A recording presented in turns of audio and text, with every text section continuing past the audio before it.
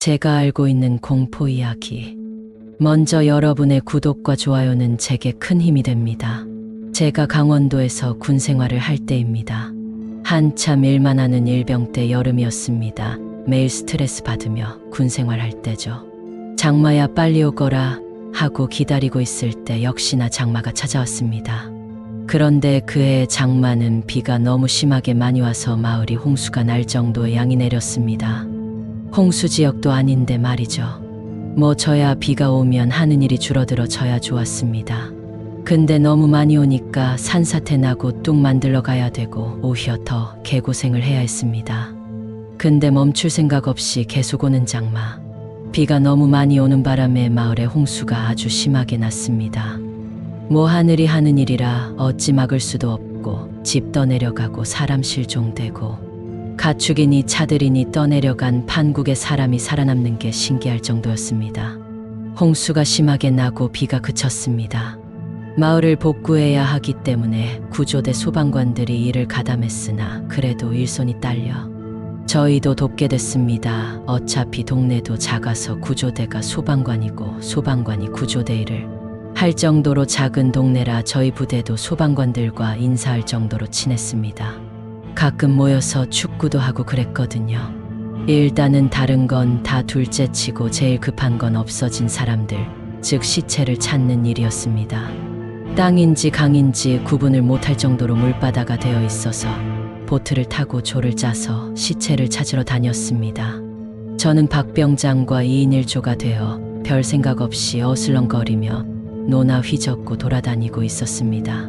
하루가 지나고 이틀이 지나도 수색 작업은 계속됐고 4일째 되는 날 똑같은 코스로 작업을 했습니다.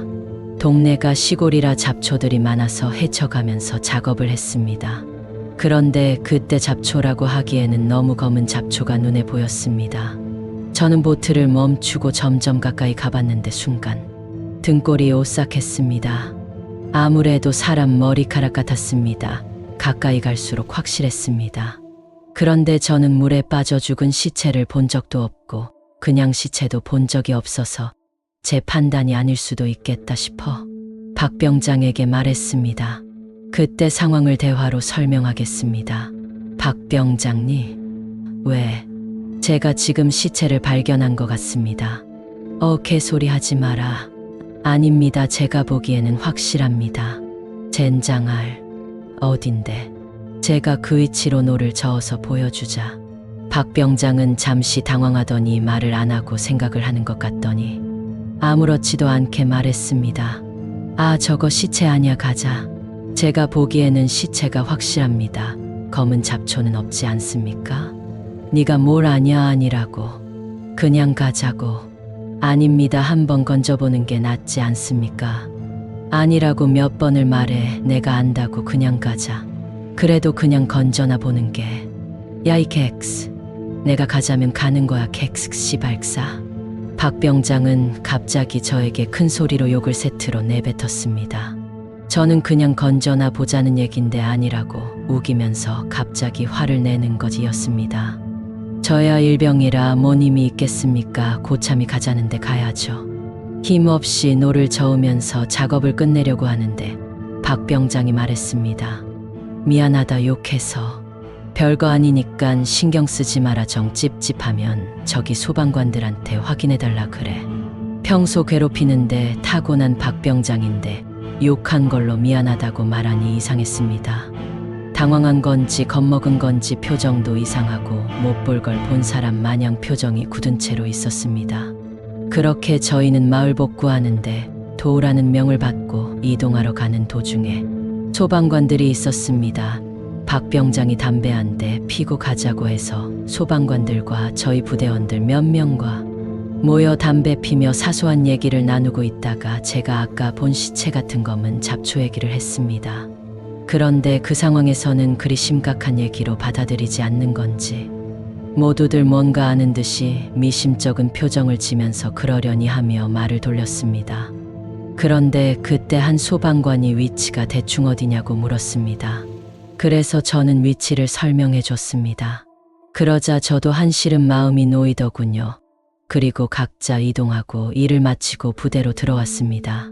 그래도 고생했다고 뽀글이를 먹을 수 있게 해주더군요. 뭐 좋다고 뽀글이 먹고 담배 피고 하다 내일도 수색 작업이기에 잠을 잤습니다.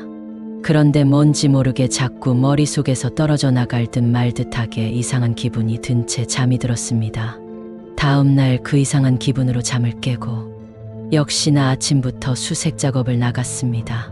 다들 같은 현장에 모여서 일을 시작하기 때문에 저희도 그쪽으로 가는데 분위기가 평소와는 다르게 심각한 얘기를 하는 것 같아 보였습니다. 저도 끼어들어서 얘기를 들었습니다. 얘기를 듣는 순간 머리를 망치로 맞은 느낌이었습니다. 알고 보니 어제 소방관 한 명이 수색 작업 중 실종됐다는 얘기였습니다. 저도 소방관 분들 얼굴은 다 알아서 어떤 분이냐고 물어보니 어제 저한테 그 시체 같은 게 위치가 어디냐고 물어봤던 분이었습니다. 어제까지 같이 담배 폈는데 그분이 실종됐다니 실감이 나질 않았습니다. 물바다가 난 판의 말이 실종이지 사람들은 죽었다고 생각했습니다. 그런데 박 병장 안색이 창백했습니다. 제가 어디 아프냐고 물어봤더니 갑자기 저를 끌고 사람 없는 곳으로 갔습니다. 창백한 얼굴로 저에게 말했습니다. 나 왜 그러십니까? 박 병장님 안색이 장난 아닙니다. 박 병장이야. 너 어제 그거 사람 시체 확시했냐? 나 그거 말씀이십니까? 박 병장 그 시체 얼굴 봤냐고. 나 아니요, 머리카락 같은 것만 보였습니다. 박 병장 그치? 얼굴은 안 보이고 머리만 보였지? 나 예 그렇습니다. 근데 박 병장님이 아니라고 하지 않았습니까? 박 병장. 나 왜 그러십니까? 박 병장은 5분 정도 생각만 하다가 입을 열었습니다. 박 병장이야. 우리 집이 점 같은 걸 좀 심하게 믿거든. 우리 고모가 점쟁이고. 그래서 우리 집 굿도 많이 하고 그래.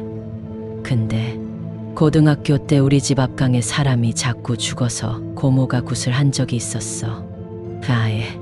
박 병장 근데 굿이 끝나고 고모가 나한테 말해줬던 게 있는데 나 뭡니까 그게? 박 병장 혹시라도 앞으로 강이나 개울에서 놀 때 사람 시체를 보면 절대 건들지 말라고. 나 절대 건들지 않으면 시체를 어떻게 꺼냅니까? 박 병장 그러니깐 시체가 어떻게 죽어있나 먼저 보라고 했거든. 사람 시체는 물속에서 절대 곧게 서질 않아. 일자로 서 있을 수 없다고. 그러니깐 사람 시체는 얼굴이 보일 정도는 비틀어져 있거나 옆으로 떠 있거나 그래야 돼. 근데 네가 본 건 머리카락만 보였다며. 나 예 그렇습니다. 머리카락만 떠 있었습니다. 그럼 그건 뭡니까? 박 병장. 물귀신이야. 사람 시체는 그럴 수가 없어. 물귀신은 지상에서 죽은 귀신과 달리 하늘로 못 올라가. 사람들이 물귀신 작전이라고 하잖아. 말 그대로야. 자기 자리를 채워놔야 올라간다더라. 글 읽는 분들도 나이 드신 어른분들께 물어보세요. 물귀신과 사람 시체의 차이가 뭔지. 저도 물어보니깐 다는 아니지만 나이 많으신 노인분들은 다 알고 계시더라고요. 그 순간 저 얼었습니다. 그때 알았습니다. 박 병장은 그 상황에 물귀신인 줄 알고 있었고 절대로 건들면 안 된다는 것도 알고 있었습니다. 그래서 못 건들게 하려고 병스같이 굴던 저를 욕을 하고 화를 내면서까지 해서 못 건들게 했던 것이었습니다. 하지만 박 병장도 실제로 본 건 처음이라 저한테 바로 말할 수 없었던 것이었습니다. 그런데 아니나 다를까 시체 위치를 물어본 소방관이 어제 수색 작업 중 실종됐다는 소리를 듣고 놀라지 않을 수 없었던 거죠. 며칠이 지나고 물도 다 말랐습니다. 부서진 집들만 빼고는 그 마을은 모습을 되찾았습니다. 하지만 여전히 그 소방관은 실종 상태였습니다. 시간이 흘러 박 병장이 제대를 하고 저도 제대를 했습니다. 그 일이 있고 나서 그곳은 익사사고가 났습니다. 물론 실종으로 처리되고요. 가끔 여름 휴가를 놀러 가면 지나가곤 하는데 그때 일이 생각나서 동네 분들께 혹시나 하고 물어보면 여전히 익사사고가 나서 몇 번이고 구슬해도 익사사고는 계속 난다고 하더군요.